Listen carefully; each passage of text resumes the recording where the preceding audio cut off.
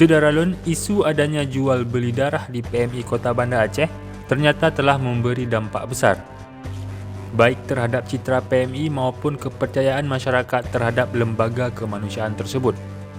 Ketua PMI Kota Banda Aceh, Dedi Sumardi Nurdin, menuturkan minat masyarakat untuk mendonorkan darahnya saat ini menjadi berkurang, padahal di sisi lain kebutuhan akan darah cukup tinggi.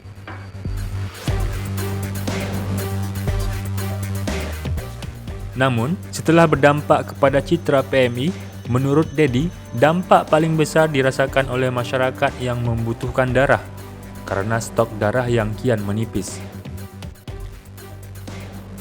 Ia berharap masyarakat tidak termakan dengan informasi-informasi yang belum tentu kebenarannya, karena isu-isu negatif tersebut tidak mengurangi permintaan darah dari rumah sakit. Selain hal itu, Dedi juga menceritakan banyak hal yang terjadi di tubuh PMI Kota Banda Aceh. Juga tanggapannya terhadap kebijakan Gubernur Aceh yang memindahkan lokasi donor darah ASN ke RSUD ZA. Syederalun, berikut wawancara khusus Yos Rijal bersama Ketua PMI Kota Banda Aceh, Dedi Sumardi Nurdin, terkait tudingan jual beli darah ke Tangerang. Soalan tudingan tentang adanya jual beli darah ini. Baik, Pak Dedi, apa kabarnya Pak Dedi? Alhamdulillah sehat. Ini ada isu tentang pengiriman darah, jual beli darah. Gimana respon Pak Dedi ketika pertama sekali mendengar isu ini? Ya baik, terima kasih pada Pak Yos pada kesempatan ini kita diberikan kesempatan.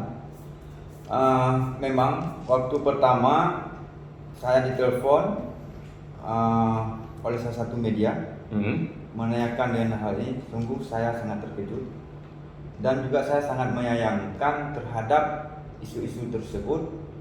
Yang saya tanyakan sumbernya dari mana, yang merupakan orang-orang yang sudah lama di PMI dan yang juga sebagai pengurus di PMI di periode sekarang. Oke. Saat itu Pak Dedi sedang berada di mana? Di Banda Aceh? Saya masih di Banda Aceh. Oh iya. Berarti memang Pak Dedi tidak tahu ya ketika mereka menggelar konferensi pers atau memberitakan informasi? Ya, mereka katanya mengkonferensi pers di luar PMI.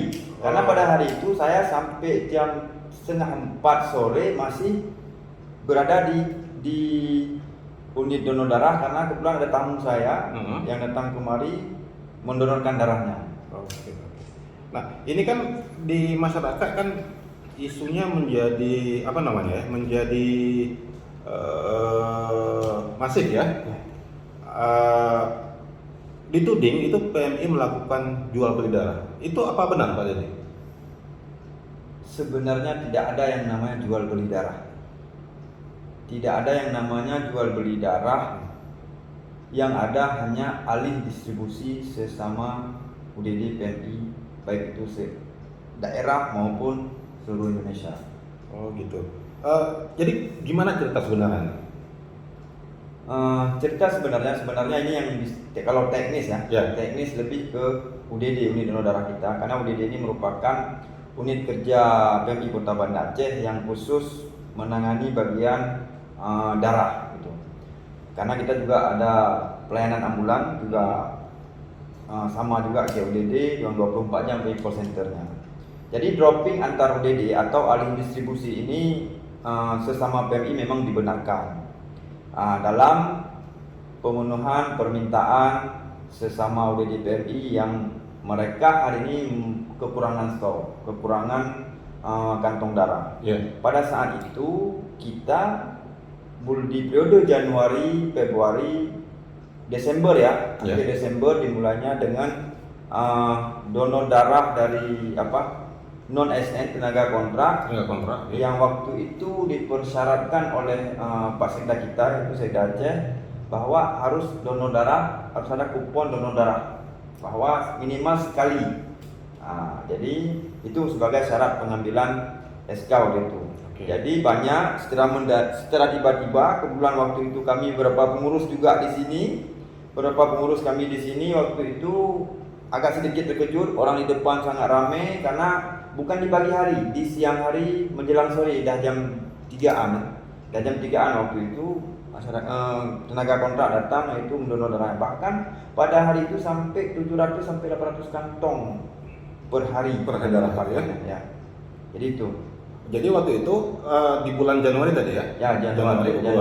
Stok itu berapa? Desember, akhir Desember, Januari yang kita proses bagaimana, yaitu proses dropping alih distribusi itu dilakukan pada Januari ya, ketika memang pasokan darah itu berlebih. Dan ini juga hal biasa yang dilakukan. Kita juga pernah meminta keluar dan pernah dikirim sebelum pengurus kami.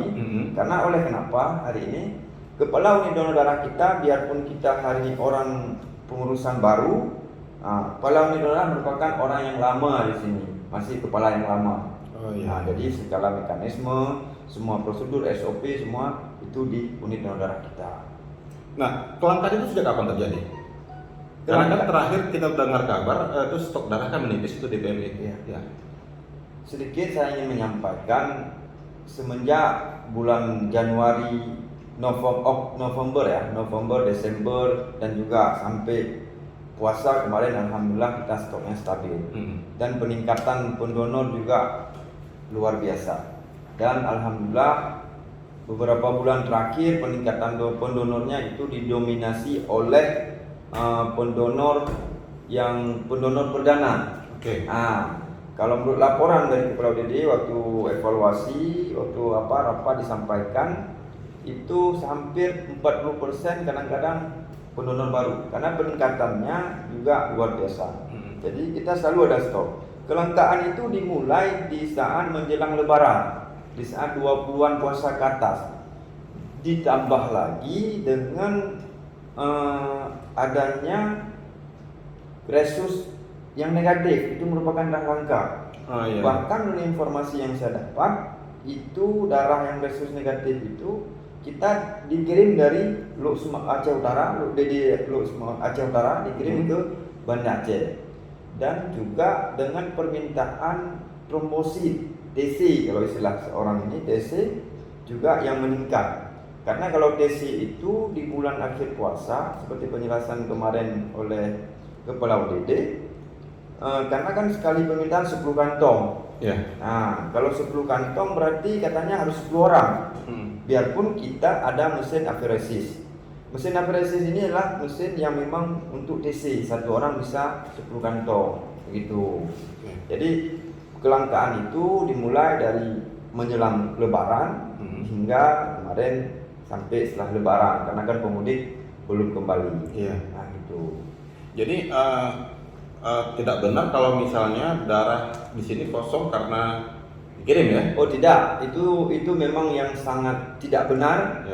Karena juga kenapa kita tetap hari ini memprioritaskan di Banda Aceh dan sekitarnya, dan juga daerah kita dulu sendiri, karena kita juga tahu hari ini banyak juga di daerah-daerah kita yang masih kekurangan darah. Cuma pada saat waktu itu semua sudah bahkan sudah disuratin oleh Kepala UDD kita ke seluruh rumah sakit dan juga UDD.